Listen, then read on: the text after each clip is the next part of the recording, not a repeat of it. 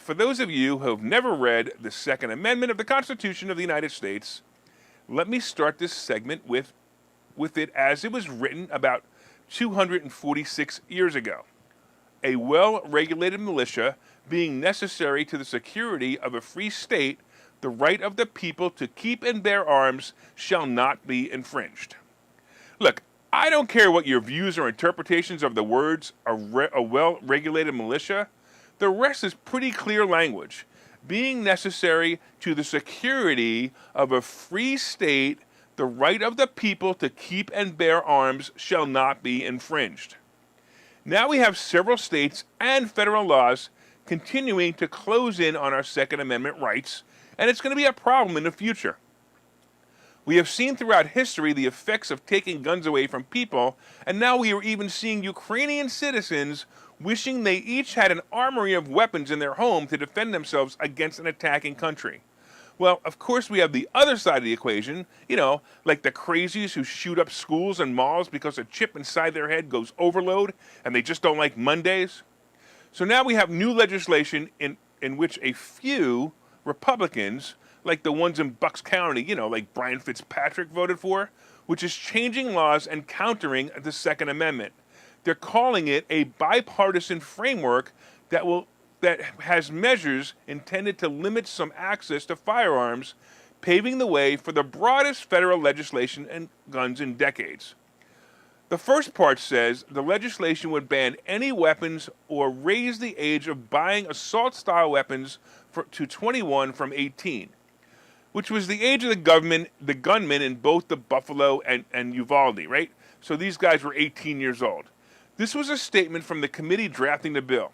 Our plan saves lives while also protecting the constitutional rights of law-abiding Americans.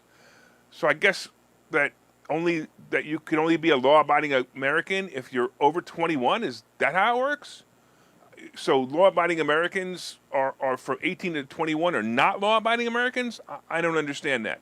The group of senators releasing this statement were led by, of course, Senators Chris Murphy in Connecticut, John Cornyn in Texas, as well as Christian Sinema, whatever the heck his name is, and Thorne Tillis. Brain-dead Biden stepped in and said that he supports the bill, but made this statement. Obviously, it does not do everything I think that is needed, but reflects important steps in making the right decision. Biden urged lawmakers to quickly get it to his desk. As I read the details of the bill, there's nothing in here but raising the age of buying guns, what they call basically assault weapons, until the age of 21.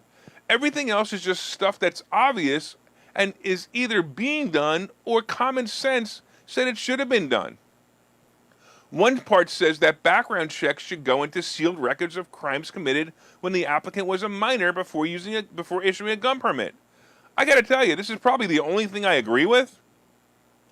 It's a great idea. Even red flag laws make sense until you realize that anyone who is mad at someone could just call in and say something like, "My boyfriend has a gun and I think he's going to use it."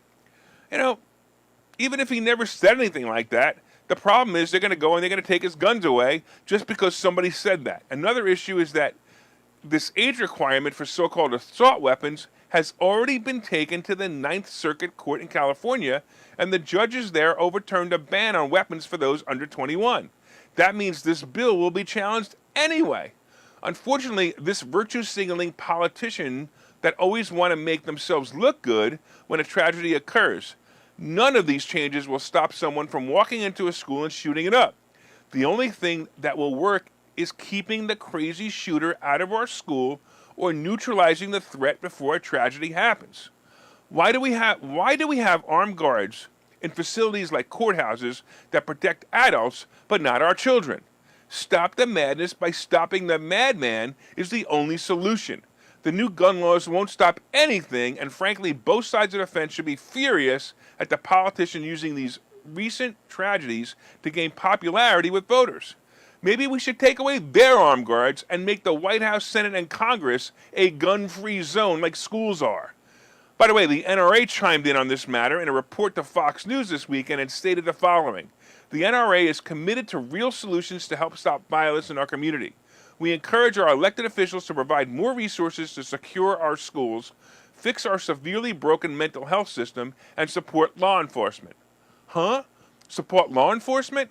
What a great idea. Maybe if we had support for law enforcement in this country, we would not have had a bunch of officers more afraid of the repercussions of stopping criminals, and maybe it would have made a difference in the response time at Uvalde.